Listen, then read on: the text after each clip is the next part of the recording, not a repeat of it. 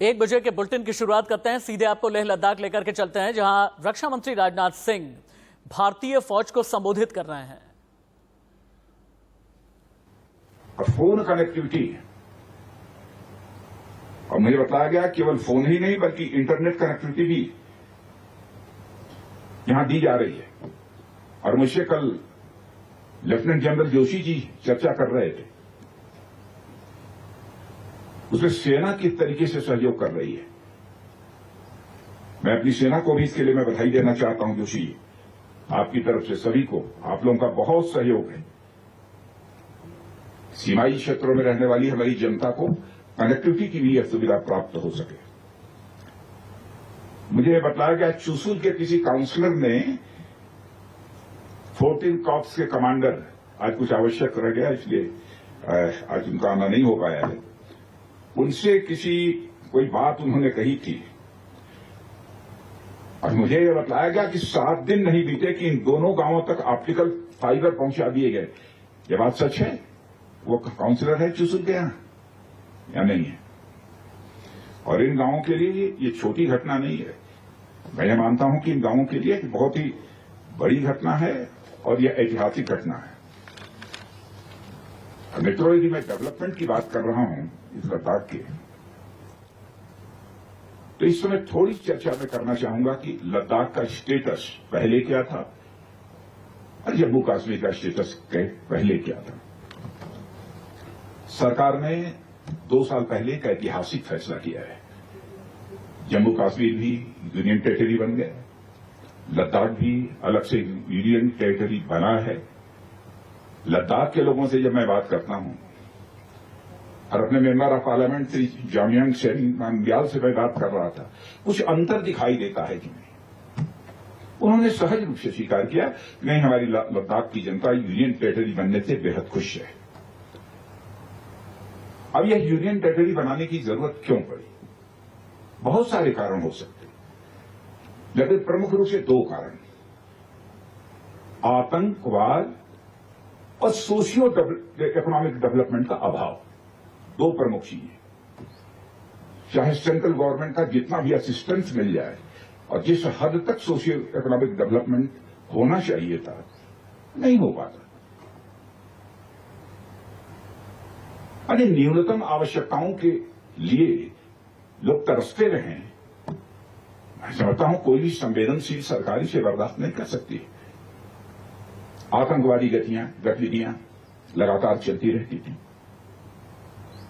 मैं विश्वास के साथ कह सकता हूं कि आतंकवादी गतिविधियों में कमी आई है यूटी बनने के बाद। और मैं अपनी आर्मी के बारे में कहना चाहूंगा, आर्मी सराहनीय काम कर रही है। हमारे पैरामिलिट्री फोर्सेस, हमारी लोकल वहां की पुलिस, जिस प्रकार का म्यूचुअल कोऑर्डिनेशन है, आईबी म्यूचुअल कोऑर्डिनेशन के साथ ये काम वहां पर हो रहा है। आतंकवादी मारे जा रहे हैं, लेकिन ऐसा नहीं है। जो भी आतंकवादी दिखाई दे गया, हमारी फोर्स ने उठाकर उसको मार डाला। यह भी कोशिश की जाती है हमारी आर्मी के द्वारा, यदि वो सरेंडर कर सकता है और जिंदगी की मेन स्ट्रीम में आ सकता है, समाज जीवन जीना चाहता है, उसे अवसर दिया जाना चाहिए। रक्षा मंत्री राजनाथ सिंह को आप सुन रहे थे और ऐसा लग रहा था कि रक्षा मंत्री ने सीधे तौर पर एलएसी से जो बात कही है उसके जरिए एलओसी तक संदेश देने की कोशिश है। यानी भारत वसुधैव कुटुंबकम में विश्वास तो करता है, लेकिन भारत को कोई आंखें नहीं दिखा सकता। भारत पहले हमले नहीं करता, लेकिन फिर भी कोई आंखें तरेर करके देख नहीं सकता। यकीनन रक्षा मंत्री जो बात कहना चाह रहे हैं, एलएसी से लेकर के एलओसी तक हिंदुस्तानी फौज किस तरीके से अपनी बुलंदियों और कामयाबी के नए कीर्तिमान गढ़ रही है और हिंदुस्तान की सरहदों की सुरक्षा में दिन रात 24 घंटे 7 दिन लगे रहते हैं। यही सब बताते हुए देश के रक्षा मंत्री राजनाथ सिंह की विपरीत परिस्थितियों में एलएसी से लेकर के एलओसी तक, चीन से लेकर के पाकिस्तान तक कोई भी आंखें दिखा नहीं सकता। भले ही वसुधैव कुटुंबकम यानी सभी को साथ में ले चलने का एक सिद्धांत भारत में रहा है, लेकिन इन सभी खबरों के बीच में नए कश्मीर का भी एक प्लान है। नए कश्मीर का प्लान से आखिरकार कैसे बौखला गया है पाकिस्तान, यह हम आपको दिखाएंगे अगले आधे घंटे में। 6 दिन में 4 हमले करके पाकिस्तान ने यह बता दिया है कितना बिलबिलाया है, लेकिन भारत ने भी यकीनन यह कह दिया है कि बदले से ही प्रहार किया जाएगा। और जैसा कि आपने अभी एलएसी पर रक्षा मंत्री राजनाथ सिंह को भी सुना, इस खबर को भी कनेक्ट करके ही देखिएगा। एलएसी पर अगर राजनाथ सिंह है तो एलओसी के लिए क्या संदेश दिया गया है। एयरफोर्स स्टेशन पर ड्रोन अटैक के बाद बड़ा षड्यंत्र किया गया है जम्मू में। अब मिलिट्री स्टेशन पर ड्रोन दिखा है, कालूचक मिलिट्री स्टेशन पर सुबह 3 बजे ड्रोन दिखा। सुरक्षा बलों ने 25 राउंड फायरिंग की है। सैन्य ठिकानों को निशाना बनाने की कोशिश में आतंकी। ग्राउंड जीरो से अजय जांडियाल की report. Indian air force station Jammu में 2 लगातार धमाके के 24 घंटे बाद कालूचक आर्मी कैंटोनमेंट एरिया के ठीक ऊपर जो है बीती रात को एक ड्रोन जो है वो देखा गया है। आपको बता दूं कि ये जो पीछे का इलाका आप देख रहे हैं, यही वो इलाका है, वो घने पेड़ों का इलाका है। यहीं पर जो है आर्मी का एक शिविर है और जानकारी के मुताबिक रात को लगभग 2:30 से 3 बजे एक ड्रोन जैसी चीज जो है इस इलाके में जो है जवानों ने जो कैंप की जो सुरक्षा के लिए तैनात थे, उन्होंने एक हरकत देखी और उन्होंने तुरंत जो है उस पर फायरिंग की। जानकारी के मुताबिक लगभग 25 फायर जो है वो किए गए इस ड्रोन पर। और उसी के बाद से आपको बता दूं कि अलर्ट जो है वो इस इलाके में घोषित किया गया। और दूसरी ये बड़ी घटना है ड्रोन दिखने की। पिछले 24 घंटे में ड्रोन की मदद से ही जो अभी तक जानकारी मिल रही है कि जो हमला जो है एयरफोर्स स्टेशन जम्मू में किया गया और उसके ठीक बाद इस तरह से जो है हमला जो है करने के बाद आर्मी कैंप जो कालूचक है जो लगभग 5 से 6 किलोमीटर दूर है, यहाँ पर ड्रोन का दिखना कहीं ना कहीं बताता है कि ये जो आतंकी हैं, जो पाकिस्तान स्पॉन्सर्ड टेररिस्ट हैं, इनकी मंशा कहीं ना कहीं जम्मू कश्मीर में और खासतौर पे जम्मू में किसी बड़े हमले को अंजाम देने की हो सकती है, जिसके लिए उन्होंने ड्रोन का इस्तेमाल अब शुरू किया है। सूचना ये भी है कि ये ड्रोन जो है हो सकता है सरहद पार से जो है आते हों, मगर लगातार ये ड्रोन जो मिल रहे हैं उसके बाद चिंताएं बढ़ गई हैं और लगातार सुरक्षा एजेंसियां अलर्ट पे हैं। आपको बता दूं कि 25 राउंड जो है फायर किए गए थे। हालांकि इस ड्रोन को एक भी नहीं लगा, मगर वो ड्रोन जो है थोड़ी देर बाद उस इलाके से इसकी जो लाइट एक दिख रही थी वो गायब हो गई। अब सुरक्षा एजेंसियां इस मामले में भी जांच कर रही हैं कि आखिरकार ये ड्रोन कहां से आया था और इसके पीछे जो है कौन लोग हैं। अनुज कुमार के साथ अजय जांडियाल, इंडिया न्यूज, कालूचक, जम्मू। 2 दिन पहले श्रीनगर में आतंकी हमला किया गया और उसके बाद फिर ये जो जम्मू एयरपोर्ट का जो स्टोरेज एरिया है वहां पर ड्रोन से अटैक किया गया है। कैसे अवंतीपुरा में एक एसपीओ शहीद हुए हैं, ये सब कुछ हम बताएंगे, लेकिन ड्रोन से हमला किया गया है। लेकिन भारत ने भी ये कह दिया है कि ड्रोन से ही जवाब होगा अगला। ये पाकिस्तान की चाल है, एक के बाद एक पाकिस्तान ब्लास्ट करता चला जा रहा है। मिलिट्री बेस को निशाना बनाया है। नए कश्मीर के प्लान से पागल हो गया है पाकिस्तान और इमरान खान परेशान है। महबूबा का मुंह अभी क्यों बंद है, जो पाकिस्तान की हिमायत करती थी, लेकिन पाकिस्तान की सांसें चंद हैं। ये महबूबा जैसों को समझने की जरूरत है और इसीलिए हम ये कह रहे हैं कि ड्रोन से ही अगला जवाब दिया जाएगा। अगर ये नए तरीके का अटैक या नए तरीके का टेरर मॉड्यूल पाकिस्तान ने एक्सपोर्ट करने की कोशिश की है। इस वक्त एक और बड़ी खबर, अवंतीपुरा आतंकी हमले पर आईजी कश्मीर का बयान। 2 विदेशी आतंकियों ने एसपीओ की हत्या की, ये आईजी का कहना है। अवंतीपुरा में एसपीओ के घर में घुसकर गोलियां बरसाई गई हैं। एसपीओ फैयाज अहमद, पत्नी और बेटी की हत्या की गई। इलाके में सुरक्षा बलों का सर्च ऑपरेशन अभी भी जारी है। और अब आपकी टीवी स्क्रीन पर 3 तस्वीरें हैं। कश्मीर में पुलवामा जिले में आतंकवादियों ने जम्मू कश्मीर पुलिस के एक एसपीओ और उनकी पत्नी की गोली मारकर हत्या की। अवंतीपुरा के हरी परिगाम गांव के एसपीओ फैयाज अहमद के घर में घुसकर आतंकियों ने अंधाधुंध फायरिंग की।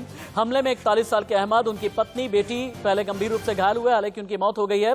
और मंगलवार को ही आपको याद होगा, लगभग हफ्ता भर पहले एक सीआईडी इंस्पेक्टर की भी श्रीनगर में हत्या कर दी गई थी, नौगाम इलाके में। अब जिस ड्रोन की हम बात कर रहे थे, इससे पहले कि डिफेंस एक्सपर्ट देश के जाने माने मेरे साथ में जुड़े, पाकिस्तानी आर्मी ने ड्रोन हमले का षड्यंत्र किस तरह से रचा है, वो कौन कौन से लोग हैं पाकिस्तानी आर्मी में बैठे हुए जो असली ड्रोन हमले में आतंक के असली आका हैं।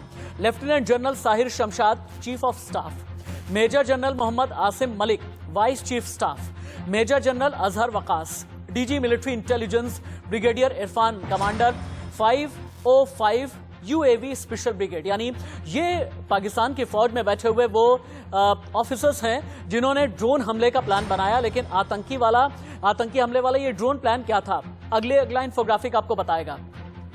पाकिस्तान के आतंकी संगठनों ने हाल ही में ड्रोन खरीदे। चीन से बड़ी तादाद में आतंकी संगठन ने ड्रोन खरीदे। पाकिस्तानी की सेना ने आतंकियों को ड्रोन उड़ाने की ट्रेनिंग दी। नीचे उड़ते हुए ड्रोन से आईडी गिराने की विशेष ट्रेनिंग दी गई। चीन के ड्रोन से 25 किलोमीटर दूर तक हमला किया जा सकता है। जम्मू एयरफोर्स स्टेशन से 14 किलोमीटर दूर ही है पाकिस्तान का बॉर्डर। 20 किलो तक एक्सप्लोजिव लेकर उड़ान भर सकते हैं चाइनीज ड्रोन। रडार और इंटरसेप्टर के बीच ये ड्रोन मिसाइल निकल जाती है और एयरफोर्स स्टेशन में लगे अति संवेदनशील जैमर भी ड्रोन को पकड़ नहीं पाते। और यही एक वजह है कि उड़ने वाले ड्रोन को इंटरसेप्ट करना आसान नहीं है। तकनीक यानी टेक्नोलॉजी के सहारे आतंकी हमलों को अंजाम में देने में जुटे हैं आईएसआई और पाकिस्तानी सेना। जम्मू एयरफोर्स स्टेशन पर ड्रोन का इस्तेमाल कर आईडी गिराने की आशंका है, यानी ड्रोन के जरिए एक नया टेरर मॉड्यूल है। आतंकियों की यह कायराना करतूत कितनी रही है, इसकी एक डेटशीट जाने आप। 27 जून यानी आज की तारीख, पुलवामा में एसपीओ फयाज और उनकी पत्नी और बेटी की हत्या। 26 जून 2 दिन पहले श्रीनगर में ग्रेनेड अटैक में एक आम कश्मीरी की हत्या। 23 जून श्रीनगर में दुकानदार उमर भट्ट की हत्या। 22 जून श्रीनगर के नौगाम में इंस्पेक्टर परवेज अहमद की हत्या। 18 जून श्रीनगर के सादापोरा पुलिसकर्मी जावेद अहमद की हत्या। 2 जून त्राल में बीजेपी नेता राकेश पंडित की हत्या। 30 मार्च 2021 सोपोर में 2 काउंसलर रियाज पीर और शमशुद्दीन की हत्या। यानी पाकिस्तान है कि बाज नहीं आ रहा।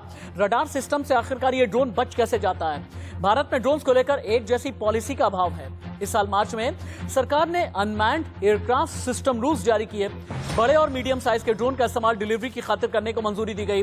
भारत में करीब 50,000 ड्रोन काम कर रहे हैं और एयरफोर्स के पास ड्रोन हमलों से निपटने के लिए कुछ खास इंतजाम है नहीं। मगर ड्रोन से निपटने के इंतजाम पूरे देश में उपलब्ध नहीं है। Bharat S-400 air defence system हासिल करने के प्रोसेस में है। लेकिन क्या आप ये जानते हैं कि जो रशियन S-400 नवंबर में आने वाला है, इस साल के अंत में, वो रॉकेट मिसाइल क्रूज मिसाइल से बचाव तो करता है लेकिन ड्रोन से बचाव नहीं करता है। और इसीलिए कहा जाता है कि भारत को चाहिए अलग तरीके का सिस्टम। इस सिस्टम को हम दिखाएंगे, लेकिन उससे पहले हम डिफेंस एक्सपर्ट के पास में चलते हैं। मेरे साथ में है wing commander Praful Bakshi. It's been long time sir, thank you so much आपके प्रीशियस वक्त के लिए। और मेजर मोहम्मद अली शाह भी हैं मेरे साथ में। मेजर शाह, बहुत बहुत शुक्रिया आपका अपना बेशकीमती समय इंडिया न्यूज को देने के लिए। विंग कमांडर प्रफुल बख्शी, सबसे पहले आप ही के पास में आता हूं। पाकिस्तान के ड्रोन का इलाज क्या है? हमारे पास S-400 तो आने वाला है, लेकिन कहा यह जाता है कि ड्रोन इंटरसेप्टर सही तरीके से इंडियन एयरफोर्स के पास में है ही नहीं। देखिए, ये हमको बहुत पहले से पता था कि ड्रोन इंटरसेप्टर नहीं है। ड्रोन को इंटरसेप्ट करने के लिए आपको पहले ड्रोन को देखना पड़ता है। करेक्ट। ड्रोन को देखने के लिए आपको राइट रेडार होने चाहिए, और वो या अगर आपका एरियल प्लेटफॉर्म है, अगर हेलीकॉप्टर से इंटरसेप्ट करेंगे उसके पास में इन कॉकपिट रेडार होना चाहिए जिससे ड्रोन को डिटेक्ट करे। ड्रोन बहुत छोटी मशीन कई बार कंपैरेटिवली, तो बड़ा जो ड्रोन होता है वो तो हो सकता है, जैसे कि रीपर तो आपको 35-40 किलोमीटर दूर से आपको पता चल जाएगा, आप उसको शूट डाउन कर सकते हैं। इन छोटे को पकड़ना मुश्किल होता है, इसके लिए इक्विपमेंट चाहिए होता है।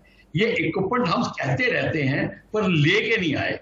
देखिए, ये पॉलिटिकल विल की जरूरत होती है, जब तक अब वो नहीं होगी, और ये हमको पता था। देखिए, हमें ये भी पता था कि पाकिस्तान ने चाइना के मिलकर 2013 में बर्राक ड्रोन डाल दिया है, और बुरुक मिसाइल जिसके ऊपर इस्तेमाल होती हैं, मतलब उसके पास unmanned combat aerial vehicle UCAV है, भारत के पास नहीं है। और हम सोच रहे हैं, सोच विचार बहुत करते हैं, पर नहीं है। पाकिस्तान उसको इस्तेमाल कर चुका है 2015 में स्लैगॉक वैली में अपने ही स्वाद के आगे, वो भी कर चुका है। क्वेश्चन ये है कि हम क्यों इंतजार कर रहे हैं और किस चीज का इंतजार कर रहे हैं? कल की जो घटना हुई है वो निरंतर हमारी सिक्योरिटी फेलियर थी। उस फेलियर का भुगतान कौन भरेगा, कौन उसका जिम्मेवार होगा? क्योंकि अगर आपने एयरफोर्स कब से ड्रोन के इंटरसेप्टर की मांग कर रही है? ये अभी से थोड़ी मांग करनी शुरू करी है। उन्होंने कब से कहा हुआ है, DRDO कह रहे हैं हम बना रहे हैं, DRDO बना रहा है, रुस्तम ड्रोन कहते हैं हम रुस्तम को आर्म करेंगे। आपकी जो नाराजगी है बहुत हद तक जायज है, और सिर्फ सिक्योरिटी फेल्योर ही नहीं बल्कि इंटेलिजेंस फेल्योर का भी मामला माना जाना चाहिए। मैं इससे पहले कि मेजर मोहम्मद अली शाह के पास में जाऊं, क्या भारत को चाहिए इजराइल के आयरन डोम जैसा सिस्टम? आयरन डोम क्या है? ये एक एयर डिफेंस सिस्टम है, जैसे एयर डिफेंस सिस्टम, कम रेंज वाला, जमीन से हवा में मार करने वाला एयर डिफेंस सिस्टम। इसमें एक रडार और तामिर इंटरसेप्टर मिसाइलें लगी होती हैं। इसका इस्तेमाल rocket, missile, aircraft, helicopter, drone को न्यूट्रलाइज करने में होता है। इजराइल ने यह तकनीक 2011 में इस्तेमाल करनी शुरू की। आयरन डोम में 3 सिस्टम होते हैं जो एक साथ ही काम करने लगते हैं। आयरन डोम में लगा रडार हर आने वाले खतरे को भांप लिया करता है। मेजर मोहम्मद अली शाह, ज्यादा कारगर क्या है जो भारत के पास रशिया से आने वाला है, S-400 या फिर इजराइल वाला आयरन डोम? देखिए, सबसे पहले तो मैं विंग कमांडर प्रफुल्ल बख्शी साहब की बात से पूरी तरह से सहमत हूं और 100% इत्तेफाक रखता हूं।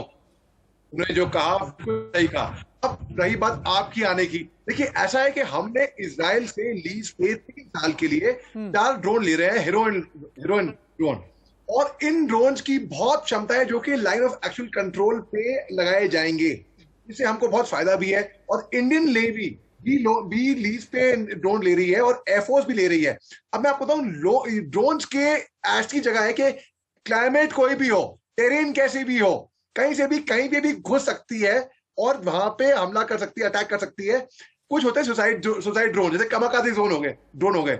उसमें यह है कि वो ड्रोन वापस जाएगा नहीं, वो घूमता है टारगेट के आसपास। अगर टारगेट उसको नजर नहीं आता है तो कोई बात नहीं, अगर कुछ टाइम लगाता है वो टारगेट को ढूंढने में, जैसे कि इराक में हुआ था, बगदाद में 3 जनवरी 2020 पिछले साल, जब ईरान के चीफ ऑफ आर्मी स्टाफ थे, जब मेजर सुलेमानी साहब जब वहां पे गए थे इराक में, वहां के प्रधानमंत्री को मिलने के लिए, तो यूएस ने उनके ऊपर एक ड्रोन अटैक से ही उनको वहां पे असैसिनेट किया था। ठीक है। तो अब पाकिस्तान को देख लीजिए आप, कुछ चंद एक महीने पहले उन्होंने पंजाब में नारकोटिक ड्रग्स के अलावा हथियार गिराए थे, ड्रोन्स के अलावा। और कल जो हुआ, जो दुर्घटना हुई, मैं एक चीज समझना चाह रहा हूं, चूंकि एक सीरीज ऑफ इवेंट है। विंग कमांडर प्रफुल्ल बख्शी, मैं चाहूंगा कि एक बार आप मुझे समझें और साथ ही साथ बताएं कि ये कॉन्टेक्स्ट क्या है। एक सीरीज ऑफ इवेंट है, लगभग एक तो जम्मू कश्मीर पुलिस पर सीधे हमला किया जा रहा है, आज एसपीओ शहीद हो गए और उनके पूरे परिवार की हत्या कर दी गई। एक दिन पहले ही जम्मू एयरपोर्ट पर जो हुआ, ये हमें और आपको पता ही है। एयरफोर्स स्टेशन को भी अब निशाना बनाने की कोशिश है ड्रोन के जरिए। श्रीनगर में 2 दिन पहले जो हुआ, जिस तरह का ब्लास्ट किया गया, इसकी भी तस्वीरें हमने देखी हैं और पूरे हिंदुस्तान ने देखी हैं। एकाएक आखिरकार ये एस्केलेशन क्यों? क्या पाकिस्तान को कोई एंजाइम मिल गया है? ये एस्केलेशन एकाएक क्यों? क्या चल रहा है पाकिस्तान के अंदर? जो चल रहा है उस लिहाज से हमें ये बताएं। और सबसे बड़ी बात यह है कि ये आतंक के तरीके का कैसे बदलने लगे हैं। कहीं ऐसा तो नहीं कि छोटी छोटी ड्रेस रिहर्सल की जा रही है ताकि कहीं पर बड़े धमाके को अंजाम दिया जाए? देखिए, ऐसा है, पहली बात तो हमको एक बात समझ लेनी चाहिए कि पाकिस्तान ने कभी अपना आतंकवादी एक्टिविटी रोकी ही नहीं। वो दूसरी बात है, अपग्रेड करके हमको ड्रोन लेके आ गया। उसका मतलब ये है वो आपसे नहीं डरता ना घबराता है। हम ये जो यूज करते हैं ना अपना नैरेटिव कि पाकिस्तान भौंकला गया है, घबरा गया है, कुछ नहीं है। उसका पूरा चाइना का सहारा है, वो पूरी हिम्मत से काम कर रहा है। वो हमको देख रहा है कि हम क्या करते हैं। पाकिस्तान ने ये उसने कहा तुमने हम पे बालाकोट किया, मैंने तुम पे जम्मू करा। ये पाकिस्तान का नैरेटिव है। क्वेश्चन ये है कि हमारे पास में हम देर क्यों करते हैं? पाकिस्तान तो ये सब कर रहा है इसलिए कि हमारी इतनी पॉलिटिकल एक्टिविटीज हो रही हैं, हमको अंडरमाइन करना चाहता है, हमारे को हमारी बदनामी करना चाहता है, हमें नीचा दिखाना चाहता है, कर रहा है। एसपीओ को भी मार दिया, पहली बार कब नहीं मारा, सरपंचों को कितने मारा है। हमें तो नीचा दिखाना चाहता है, लेकिन इमरान खान तो खुद ही पगलाए हुए हैं। कभी ये कहते हैं कि भैया अफगानिस्तान के लिए यूएस को एयरबेस नहीं देंगे, इमरान खान कभी ये कहते हैं, कभी महिलाओं को लेकर के न जाने किस तरीके का। ठीक कह रहे हैं, आप बिल्कुल ठीक कह रहे हैं। इमरान खान पगलाए जाए, कुछ है, फौज निकाल देगी उसको, किसी और को बना देगी। Imran Khan is disposable item. ये फौज है। हाँ मेजर शाह बोले। जी देखिए, आपने जो कहा कि जो कल जो हुआ जम्मू में, ये एक ड्रेस रिहर्सल था, बिल्कुल दुरुस्त फरमाया आपने। क्योंकि ये मैं बताऊं, ये वेकअप कॉल है वैसे हमारे लिए, ये वेकअप कॉल है। क्योंकि अगर आप देखिए मिड 80s में जब राजीव गांधी साहब का असैसिनेशन हुआ था, तब ह्यूमन बॉम्ब से हुआ था। और उसी भी एडवांस आके ह्यूमन बॉम्ब जो फिदाइन जम्मू कश्मीर में, मैं जम्मू कश्मीर में भी सर्विस करी है और नॉर्थ ईस्ट में भी करी है। नॉर्थ ईस्ट में तो कहीं पे नहीं देखे मैंने ह्यूमन बॉम्ब, लेकिन जम्मू कश्मीर में देखे थे। अब देखिए, अब ड्रोन लेके आ गया है 10 कदम आगे। तो मेरा सुझाव ये है कि एक ड्रोन यूनिट बनाई जाए, जैसे कि हमारी एयर डिफेंस आर्टिलरी है, वो हमले को पहले ही। अब सवाल यह है कि अगर ड्रोन यूनिट बनाई जाती है तो उसमें ड्रोन इंटरसेप्टर कौन कौन से होंगे? इसे लेकर के ही मैंने रिपोर्ट ये दिखाई थी कि इजराइल के जैसे आयरन डोम होते हैं, यही सिस्टम अख्तियार किया जाना चाहिए। लेकिन इसमें कोई पेच है क्या? एक बार हम फिर से अपने डिफेंस स्टूडियो लेकर के चलते हैं। आयरन डोम सिस्टम के साथ में आखिरकार पेच क्या है, अगर हिंदुस्तान में इस्तेमाल किया जाएगा तो? इजराइल जो सिस्टम यूज करता है उसमें लॉन्च पैड्स का पता होता है। इजराइल के दुश्मन एक छोटे इलाके में सिमटे हैं, वहीं से फायर करते हैं। भारत के लिए दिक्कत यह है कि उसकी अंतर्राष्ट्रीय सीमा है बहुत बड़ी, बहुत ही विशाल है। भारत इतने बड़े पैमाने पर इस तरह की शील्ड तैयार ही नहीं कर सकता, और यही एक वजह है कि अगर आयरन डोम सिस्टम को लेकर के आया जाए, अगर इस सिस्टम को हिंदुस्तान में भी लेकर के आया जाए, तो इसमें भी कई पेचीदगियां हैं। विंग कमांडर प्रफुल्ल बख्शी शायद और भी ज्यादा रोशनी डाल सकेंगे।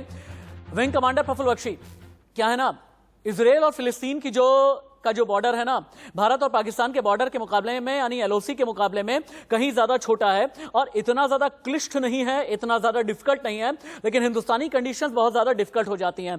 क्या यही एक वजह है कि ये ड्रोन बहुत ही कॉम्प्लिकेटेड आने वाले दिनों में हो सकते हैं? ड्रोन बिल्कुल टेरेन मास्किंग करेंगे, वो टेरेन का सहारा लेके फ्लाई करेंगे, ऐसी कोई बात नहीं है। अगर ड्रोन को कंट्रोल कर सैटेलाइट से कंट्रोल कर जाए, जैसे लॉन्ग रेंज ड्रोन्स को करते हैं प्रेडेटर को, वो भी हो सकता है। क्वेश्चन ये आयरन डोम की बात कर रहे हैं, आयरन डोम क्यों नहीं ले सकते हम? हमें क्या प्रॉब्लम है? आयरन डोम के वेरियस जो लॉन्चर्स हैं या टारगेट एक्विजिशन सिस्टम है, वो चेंज हो सकते हैं, आप कोई भी चेंज करा सकते हैं, और इजराइली आपको चेंज करके देगा। उसकी टेक्नोलॉजी इतनी वास्ट है, उसमें कोई हमें बुराई नहीं है। आयरन डोम हमका कब से आ गया होता, इजराइल ने हमें ऑफर किया था, इजराइल ने मना नहीं किया हमें, उसने कहा कि मैं करके देता हूं। यहां तक कि इजराइल ने यह भी कहा था कि मैं आपको एंटी टेररिस्ट एक्टिविटी में आपको बताऊंगा कि हम किस तरीके से करेंगे, वो भी कह चुका है। इजराइल तो किसी को भी सिखाने को तैयार है, वो पाकिस्तानियों को भी सिखा चुका है और एलटीटीई को भी सिखा चुका है। Israel is a pure professional. एक और चीज कही जा रही है, हाँ एकदम ठीक आप कह रहे हैं कि इजराइल इज प्योर प्रोफेशनल, और इजराइल अपने फैसलों को लेकर के बहुत डिसाइसिव रहता है। एक आखिरी सवाल के लिए मेजर शाह मैं आपके पास में आना चाहूंगा, क्योंकि आपने ये कहा कि एक ड्रोन यूनिट का निर्माण होना चाहिए, एक ड्रोन यूनिट शुरू होनी चाहिए। मैं आपसे एक चीज और पूछना चाह रहा था, अब हिंदुस्तान जो है, चाहे आर्मी नेवी एयरफोर्स की मजबूती के मामले में बहुत आगे चला गया है। कहा यह जा रहा है कि 15 अगस्त को बहुत बड़ा ऐलान भी हो सकता है यूनिफाइड कमांड को लेकर के बड़ा ऐलान किया जाए। यूनिफाइड कमांड जिनसे लगी हुई 4 थिएटर कमांड रहेंगी। थिएटर कमांड यानी एक बार में ही एक्टिव हो जाना। क्या यह थिएटर कमांड आगे आने वाले दिनों में पाकिस्तान और चीन के मुकाबले बहुत ही ज्यादा मजबूत होकर के खड़ी रहेगी? बिल्कुल 100% ये थिएटर कमांड पाकिस्तान और चीन के खिलाफ बहुत ही मजबूत तरीके से खड़ी रहेगी, क्योंकि इसमें देखिए, अब जैसे हम इजराइल की बात कर रहे थे अभी, हम इजराइल ने टेक्नोलॉजी, क्योंकि एक ड्रोन को गिराना बहुत मुश्किल काम है, ये साधारण गन से आप ड्रोन को नहीं गिरा सकते। इजराइल ने वो टेक्नोलॉजी अपनाई है जो कि लेजर से, जेट टेक्नोलॉजी के लेजर से वो ड्रोन को गिरा सकते हैं। अब जब हम थिएटर कमांड की बात करते हैं, इसमें एक तरफ से हम देखा जाए तो काफी हद तक बहुत आगे एडवांसमेंट हो रही है, हमारी टेक्नोलॉजी हो रही है, और हमारी मैन पावर की, आर्मी नेवी एयरफोर्स तीनों के ही लिहाज से अगर हम देखें, मेजर शाह और wing commander Prafull Bakshi, it's been really an honour. जब भी आप मेरी डिबेट में रहते हैं, जब भी आप मेरे प्रोग्राम में रहते हैं, बहुत बहुत शुक्रिया अपने बेशकीमती समय इंडिया न्यूज को देने के लिए। अपनी पूरी टीम की तरफ से तहे दिल से शुक्रिया अदा करना चाहूंगा। हिंदुस्तान ने लेकिन पुकारा है, बदला ही नारा हमारा है, और हिंदुस्तान ने हमेशा ही कड़ा सबक सिखाया है पाकिस्तान को। वक्त फिर बदले का है, बारी फिर बदले की है। एक ब्रेक।